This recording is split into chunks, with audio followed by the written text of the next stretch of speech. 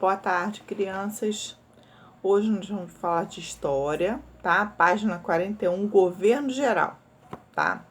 Diante do fracasso das capitanias hereditárias, o rei de Portugal passou a instalar o governo geral em 1549, que aconteceu porque o rei não podia tomar de volta as terras doadas dos donatários, ou seja, naquela época, né, as capitanias hereditárias, eles deram responsabilidade por cada uma a seu donatário. Ele ficava responsável pela capitania. E o governo recebia uma parte, né, do que lhe rendesse aquela capitania. Entretanto, todos os donatários deveriam obedecer ao governo geral, que representava o próprio rei de Portugal, sendo a autoridade máxima na colônia, tá? Assim, o governo geral foi instalado na Bahia, já que ficava no meio de capitanias. Salvador foi fundada e passou a ser a capital do Brasil. Juntamente com o governador-geral, trabalhavam para o funcionamento da colônia do Ouvidor-Mor, responsável pela guarda da defesa dos territórios. Todos que viviam na colônia deveriam colaborar com o governo geral dos seus 4 principais objetivos. Quais os principais objetivos do governo geral? Vamos lá.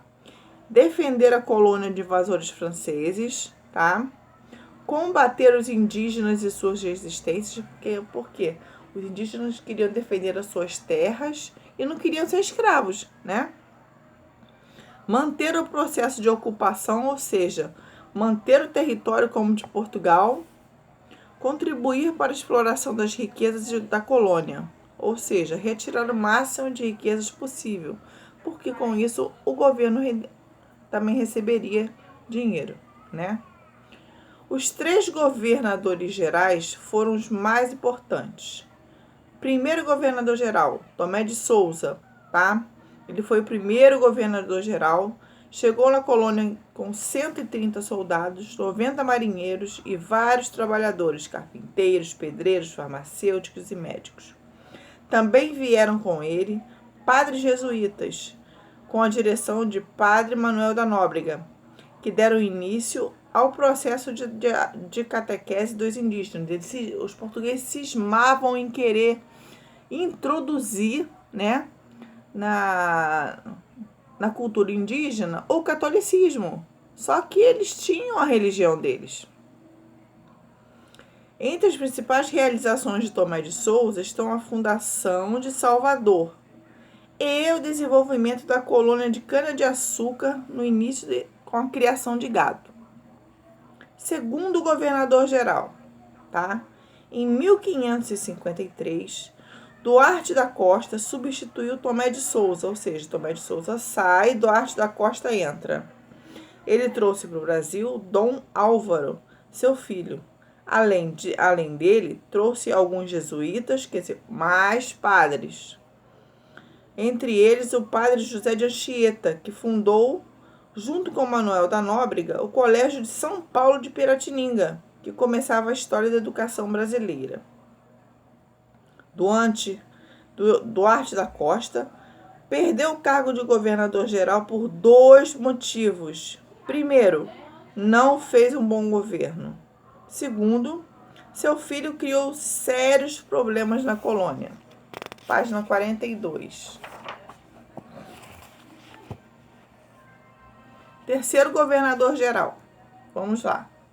Em 1558, Mendes Sá foi então nomeado governador-geral. Ele conseguiu resolver os problemas deixados por Duarte da Costa com a ajuda dos seus sobrinhos, Estácio de Sá. Ou seja, Estácio de Sá era sobrinho, tá, de Mendes Sá. Combateu e expulsou os franceses que haviam se instalado na colônia. Após as lutas, foi fundada a cidade de São Sebastião do Rio de Janeiro, atual Rio de Janeiro. Ou seja, Rio de Janeiro teve um outro nome, né? Ele chegou a ser a capital do Brasil. Durante seu governo,